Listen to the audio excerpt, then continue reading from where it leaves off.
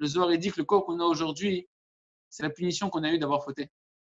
Quand on a fauté et qu'on s'est senti nu de notre spiritualité, nu de notre crainte du ciel, nu, dénudé de nos vêtements royaux, alors Hachem nous a fait des vêtements de peau. Le Zohar dit c'est quoi ces vêtements de peau qu'on a eu alors qu'avant on avait des vêtements de lumière qui nous habillaient, à l'image d'Hachem.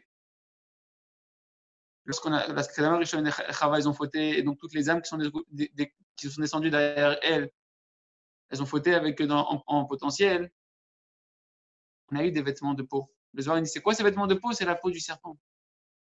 C'est la peau du serpent. À quoi il ressemblait le serpent? Il ressemblait à nous, comme on est aujourd'hui. Mais nous, on ne ressemblait pas à ça. Nous, on était quelque chose de spirituel, quelque chose de lumineux, quelque chose de splendide qu'on a retrouvé à Matan Torah. Quand la Israël l'a dit Naasev Nishma, c'est marqué dans Masechet Shabbat.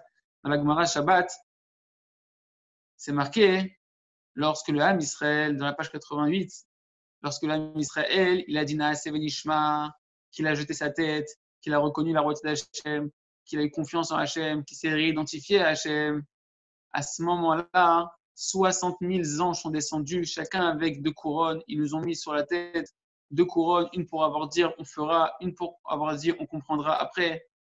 C'est quoi ces couronnes? On avait la Shrina, la lumière divine qui rayonnait sur nous. Comme quand tu vois un tzaddik qui, lui, est à l'état de réparation. Tu vois qu'il a une lumière, il a un chen, il a une grâce, il dégage quelque chose d'extraordinaire.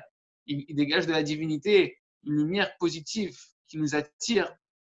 Pas qui nous effraie, qui nous attire. Et des fois, elle est tellement grande, cette lumière, qu'elle peut inspirer une crainte, mais de kavod, une crainte de l'honneur. Parce qu'il représente l'honneur d'Hachem. Ça, on l'a eu à Matan Torah. Ça, on l'a récupéré à Matan Torah lorsqu'on a eu cette émouna-là, lorsqu'on a eu cet amour entre nous. À ce moment-là, Matan Torah, on a récupéré ça. Et véritablement, c'est comme ça qu'on a été créés. Nous, Akadosh Baruch Hu, il nous a créés à son image, avec des vêtements de lumière. Et cette partie-là n'est pas disparue, jusqu'elle est cachée aujourd'hui. Cette image divine, ce Tselem Elohim, cette image divine avec laquelle on a été créés, elle est toujours là. C'est notre Neshama, c'est notre âme. Simplement, aujourd'hui, elle est cachée. On doit la découvrir.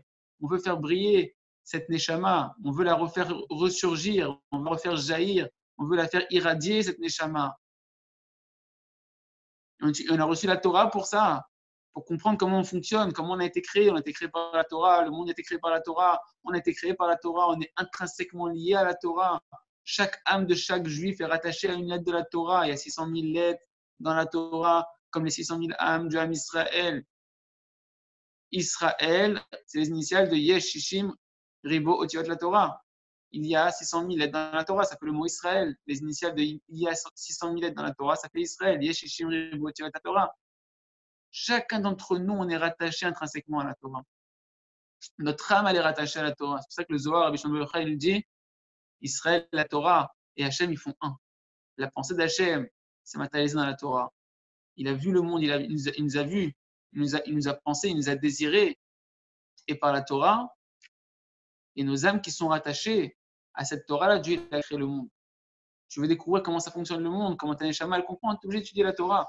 Mais tu dois étudier la Torah pour ressembler à Hachem. Pas pour être le roi. Tu dois étudier la Torah pour ressembler à Hachem.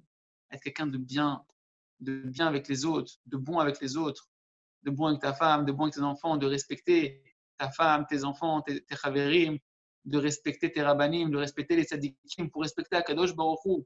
Mais on doit apprendre à se respecter nous-mêmes. On ne se respecte pas, Rabotai, parce qu'on ne se connaît pas.